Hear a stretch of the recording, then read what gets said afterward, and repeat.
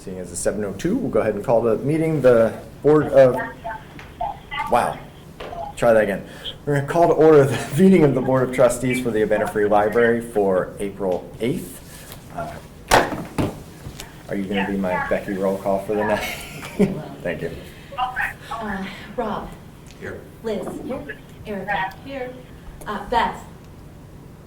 Yes. Glenn. Here. Dan. Here. Julia. Here. Are there any additions, corrections, or modifications to the agenda? Hearing none, is there a motion to approve the agenda as is? So moved. Second. Rob and, sorry, Me. Second. Erica. I had my head down. I was like, I heard a voice. All in favor of approving the agenda as is, say aye. Aye. Aye. All right, agenda is approved. Is there a public comment this evening? I've just got a quick, short public comment. Carol Inskeep, I've worked at the library a long time and lived in the community a long time. I just wanted to take a minute to thank you guys so much for putting so much into that executive director search. And I especially have to say staff super appreciated the chance to meet the candidates, to ask some questions, and I feel like that's really an investment in building relationships and moving forward together. And I know many community members, I heard from many who were invited or heard about the community opportunity to meet the candidates. I saw many people from local organizations and social service agencies that came.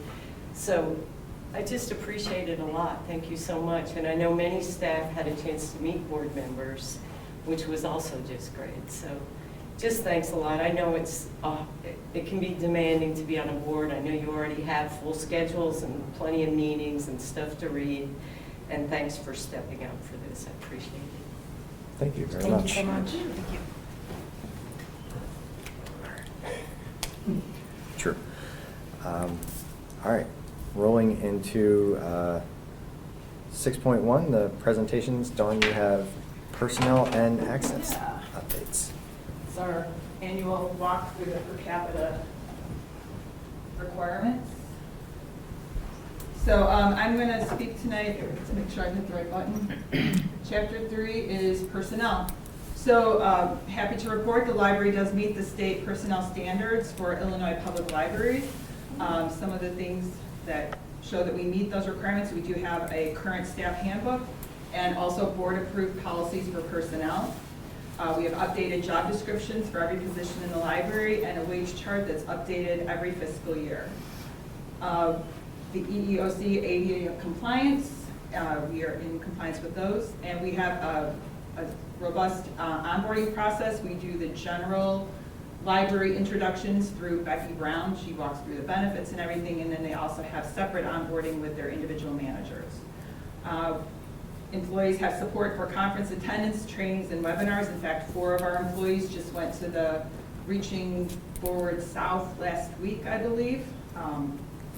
And they also have access to library literature and professional development materials in the library. And as administrators, I try to very much to stay on top of federal, state, and local statutes and regulations related to personnel. HR Source is a big help with that, and thus I try to keep you all updated as well. We are compliant with state and federal laws affecting library operations, and one of the standards is to keep our salaries and fringe benefits around 70% of total operations budget. And for fiscal 25, we were at 72%. And in past years, we've been saying we were getting our ducks in a row in terms of evaluations, and I'm happy to say we now have a process in place for evaluations, and they were completed for the second time in December of 2024. And in terms of access, the library also meets the state access standards for Illinois public libraries, and we now have a completed building program that documents the long-term space needs, which is informed by the strategic plan. And we do meet ADA requirements throughout the building, and I know from going through the plans that were just put live today for the renovations that ADA is also a big component in terms of making sure that everything that will happen on that first floor continues to be ADA compatible, or compliant, sorry. Adequate, safe, well-lighted parking. We always wish we had a larger parking lot, but it is adequate. And adequate exterior and interior signage. That is going to be one of the things that is going to be updated on the first floor with the renovations, is all new signage for the part that's getting renovated. Lighting complies with the lighting standards, and the building can support current and future technologies. Leon has got an RFP out right now to update the security cameras and also the access panels, our prox card panels. And so what we have currently is still able to support current and then future technologies. Sturdy and comfortable furnishings. A big part of our renovation is going to be new furnishings for the first floor, both in the public area and in the staff areas. And we do have allocated space for various ages and shelving and displays scaled for use by children. And you can see that in the lower right photo, which is taken in our children's department. And the signage updates will continue to happen, because even the ones that are not on the first floor are not always up to date with where we've moved collections around a lot. So once we've got a style for the signs, I'm sure community engagement will start to match so that the signs can match throughout the building. And that's pretty much what I have. Can I answer any questions for you? Okay.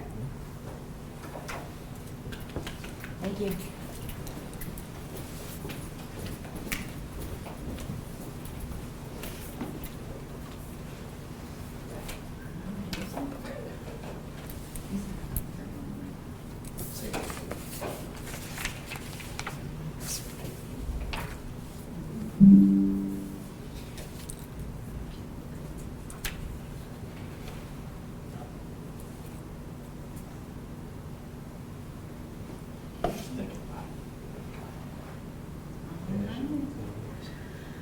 All right, so that takes it to the next item on the agenda, which is the FY26 budgeting process.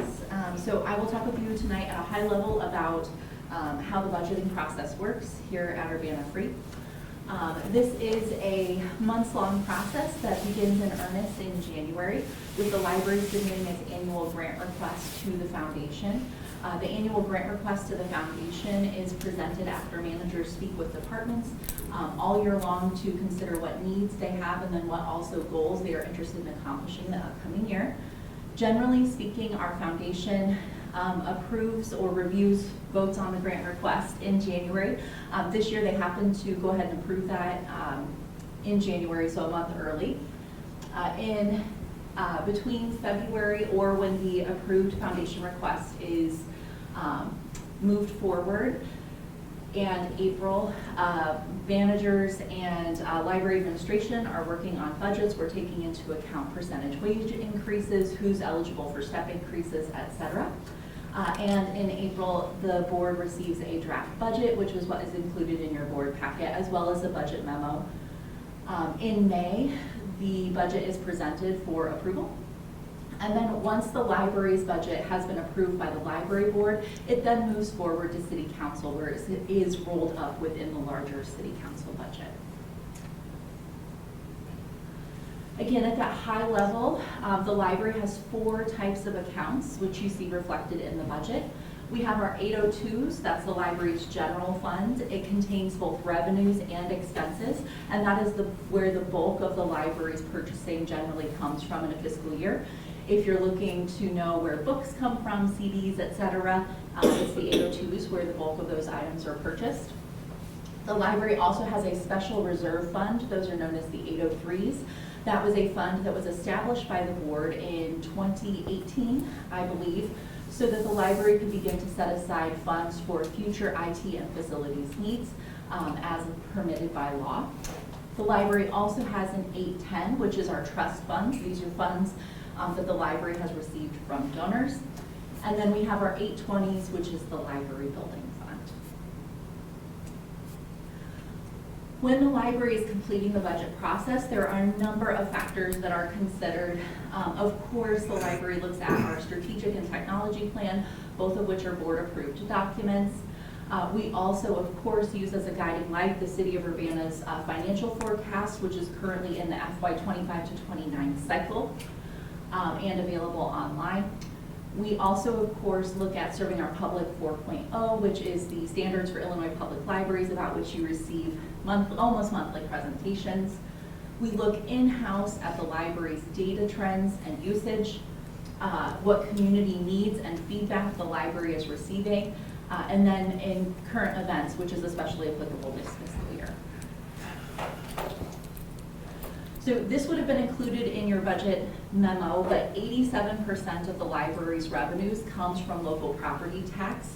The remaining bits of the pie chart there are a myriad of other miscellaneous revenues or grants, what have you.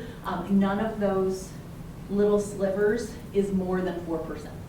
So again, largely funded by property tax, 87%, that's higher than it has been in previous fiscal years. This information was also contained in your budget memo. Again, the 802 is where the bulk of the library's revenues and expense activity tends to occur in a typical fiscal year. For FY26, the library is looking at a $5 million budget. And we meet the standards in two ways. We talked about how Serving Our Public 4.0 is one of the guiding documents. There are guidelines about using between 8 and 12% of the library's budget on collections, in addition to the guidelines related to salaries and fringe benefits that Dawn just talked about. The library meets the standards with regards to materials in two ways. There is a more inclusive interpretation of materials that is considered acceptable within the standards, and then a stricter definition. So we are there. Some items of note in this year's budget. We do have several projects that will be carried over from FY25 to FY26, namely all of the workings related to the Circulation AV remodel project that's focused with Ingberg Anderson. We have some funds that are currently encumbered with a purchase order. That's $90,000 with Ingberg Anderson. Those funds, because they are purchase ordered, are not reflected in the FY26 budget. They will roll over once the fiscal year ends, which is what was referenced in the rollover and the italicized text related to the budget memo. Otherwise, you'll see the bulk of the funds related to the Circ AV remodel accounted for in the 820s, with additional funds to hopefully offset tariffs. So, do you have any questions for me?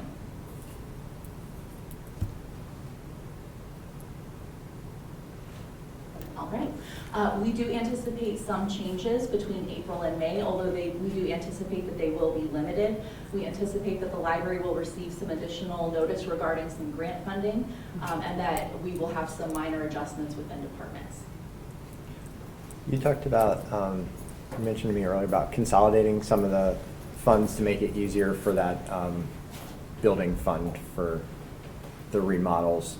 Was that, I was looking through there, was that some of the things, like there was, like the building facility budget went down $850 and one of the 820 funds went up like another 821. Was that like, things like that, was part of like that consolidation to put it all in one place? That is correct. So previously, the Circulation AV remodel was coming from a variety of funds, from the 802s, the 810s, et cetera.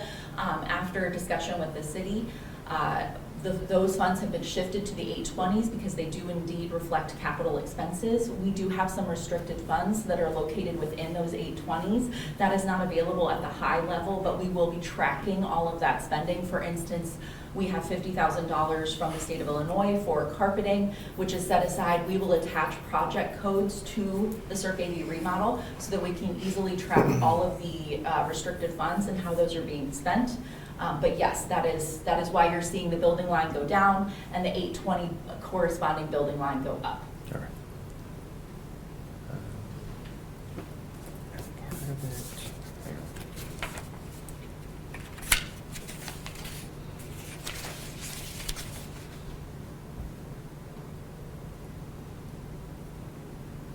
There was the mention at the very end in there just about the potential revenue increases, about that city grant for the painting and carpeting.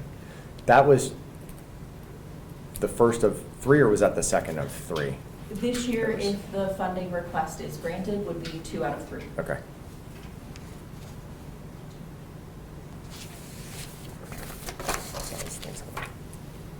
Anyway. All right. Moving on to the consent agenda, I'll read through this and then ask for a motion.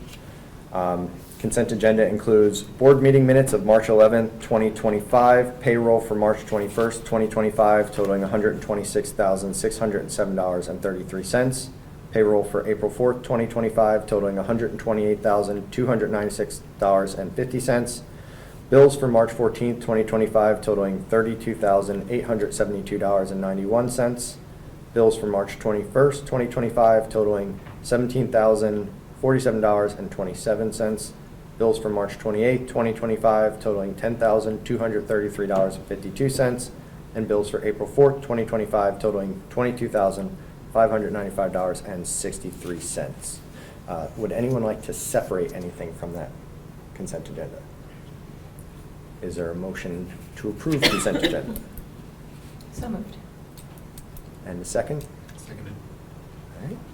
Liz and Rob, all in favor of approving consent agenda as is, say aye. Aye. Aye. Any opposed? Hearing none, consent agenda is passed.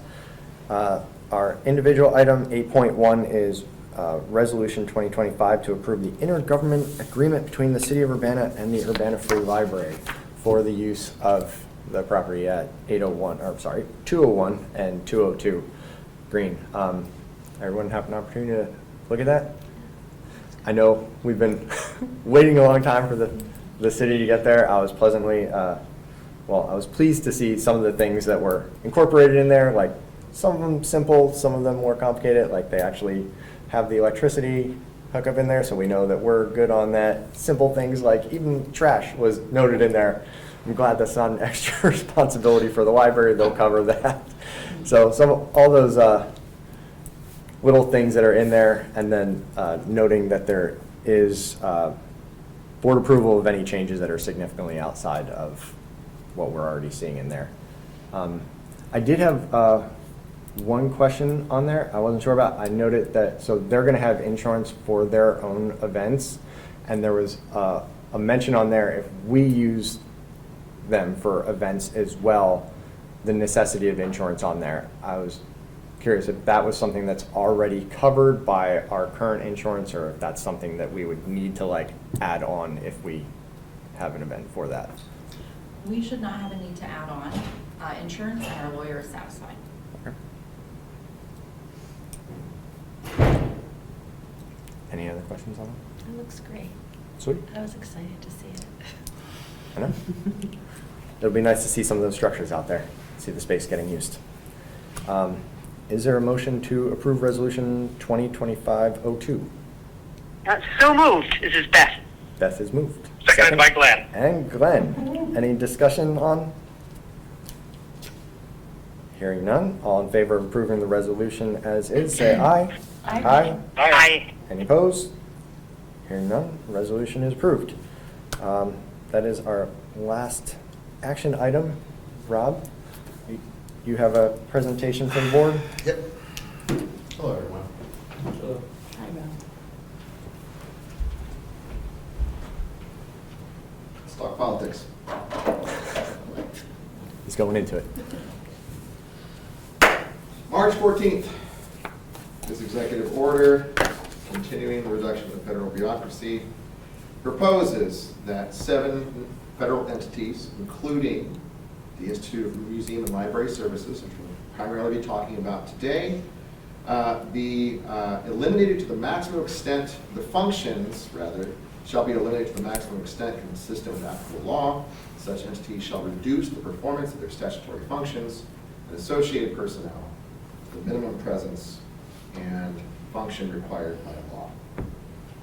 So before we do move on to the IMLS, which again is the obvious topic, central topic today, I just want to point out there's many other federal agencies that have been targeted, of course, including the Minority Business Development Agency, Community Development Financial Institutions Fund, the United States Interagency Council on Homelessness, the Smithsonian Institution for Woodrow Wilson International Center for Scholars in Smithsonian. Along with that, with this executive order of the 14th, Keith Sonderling, who was originally confirmed on March 12th as the Deputy Secretary of Labor by a 53 to 46 Senate vote. No prior work experience in cultural institutions, has vowed to restore the focus on patriotism to the IMLS as his secondary appointment from March 20th. So basically, the IMLS is now being run by an appointee following this executive order. In the wake of that, the staff has been effectively placed on an admin leave. There are roughly 40 people working for the IMLS, as my understanding. It's been reduced to about 5 at this time. In theory, and some of the early things that came out from, say, IHLS suggested that funding would be effectively secure through September 30th, which is the end date of the act that enables the IMLS to create it. That would be the Museum and Library Services Act of 2018 that expires on September 30th of 2025. However, there have been a number of states who have already received their grants cut from this. You might be wondering how this could impact our library, and to be honest, I'm going to leave that in the capable hands of our directors who can tell us a lot more about that. There was a nice message from our Secretary of State, who also happens to be our head librarian in the state of Illinois, that kind of breaks down some of the financial impact. Roughly $5.6 million are provided to Illinois state libraries as part of the IMLS's grants to state programs. We are the 6th largest consumer of those funds at $5.6 million.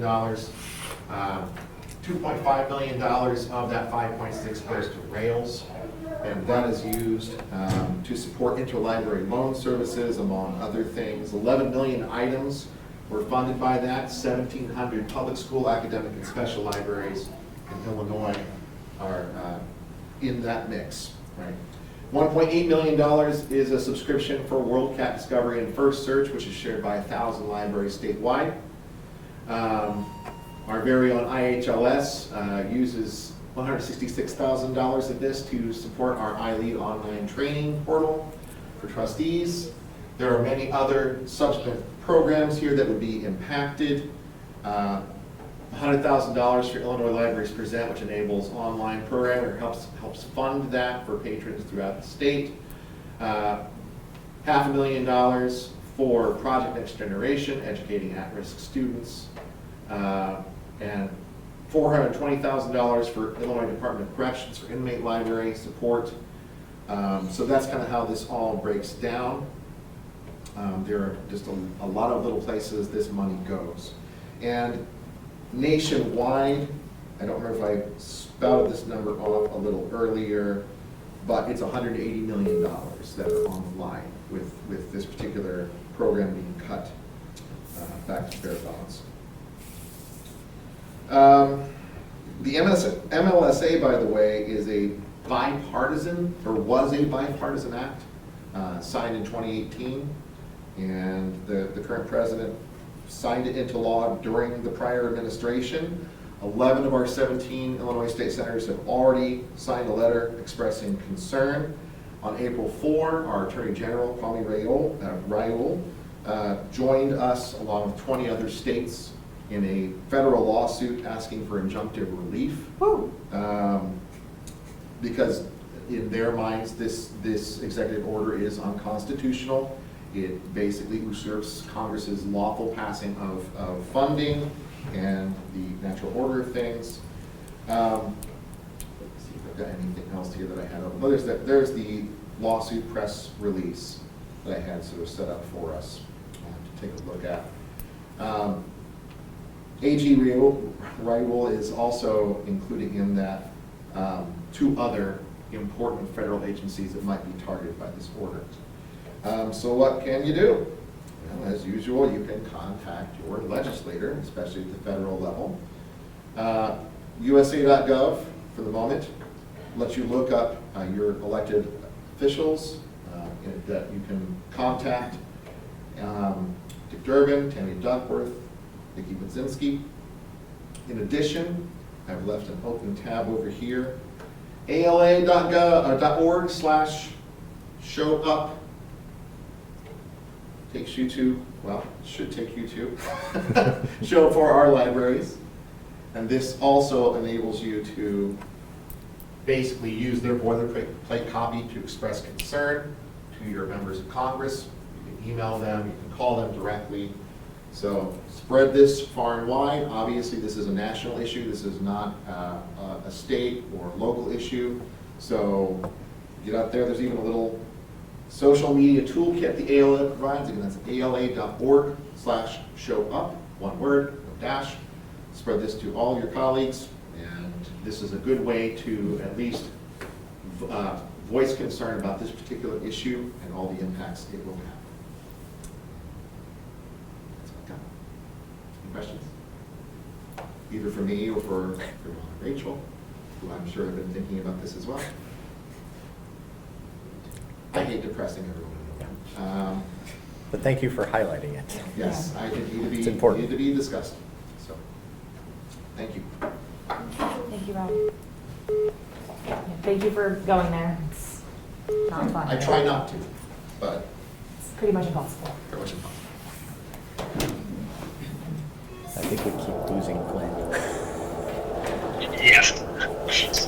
Thank you for picking up. Is it okay to do this? Yeah, you're fine. Okay. All right. Thank you again, Rob. Moving on to liaison reports. Anything from friends? Friends are getting ready for the May 1st. Yeah, not Thursday. And that will be the last sale for the Friends until after the renovation is over. So they're also talking about logistics I of don't know what that storing. one is. Did we lose them again? That one is not Glenn. Storing their materials and things. Other than that, not much. We may have to call back for closed session, Okay. but we'll just let that lie. All right, thank you.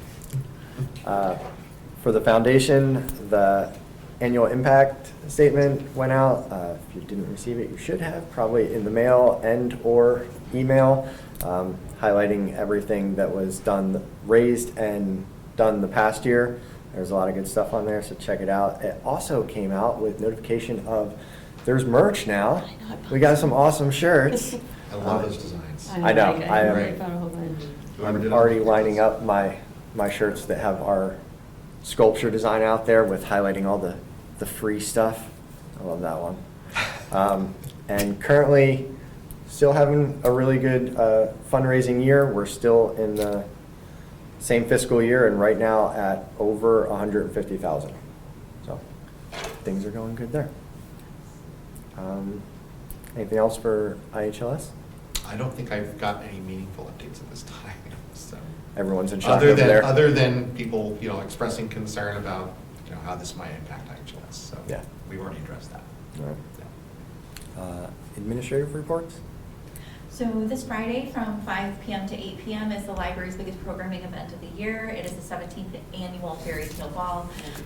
In particular, this year we are excited to be partnering with 2 different groups on campus. One that specializes in theater set design, which accounts for some of the decorations that you are seeing throughout the library. And then one focused on escape rooms, who we partnered with earlier in the year and for whom we had kind of basically sold out programs if we sold anything. So we are excited to have them back. There will be kind of a mini quest that will be available throughout the Fairy Tale Ball. So we think it will be fun for everybody. If you're available, please do come. Sweet. Always a good time at the Fairy Tale Ball. And I was really glad to see they had the escape room people back. If you didn't get a chance to do that, that was really fun. I didn't realize I was the actual first one signed up for that when they did it before. And so they seemed intimidated that the board president was the first one. I was like, I don't know what I'm doing. I don't think there are any board or committee reports. Board president report. I don't have anything particular other than to say just big thank you to everyone, staff, managers, board, everyone involved in the search process and taking the time to talk to the candidates in any way, shape, or form. It was great to have everyone's participation in that. Unfinished business?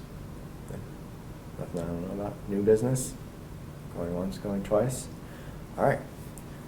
In that case, I will ask for a motion to go into closed session for the appointment, employment, compensation, discipline, performance, or dismissal of personnel pursuant to 5 ILCS 120/2 subsection C subsection L. Is there such a motion? Moved. Erica and Rob, can we have a roll call vote for the motion? Rob, Yes. Liz, Yes. Erica, Yes. Glenn. That was a yes. Okay, Beth, if still there. Okay, we'll find That one her I'm in not closed 100% session. sure Okay. about. Dan, Yes. Julia. Yes. All right. All right, the time is 7:33. Thank you. It is 8:41 on April 8th. We are moving back into open session. Rachel, can we have a roll call vote? Gracious. Rob. Here? Liz. Here. Erica. Here. Glenn. Here. Dan. Here. Julia. Here. Is there a motion to adjourn? Moved. Seconded. Moved and second. All in favor of adjournment, say aye. Aye. Any opposed? Aye. All right, see you next time.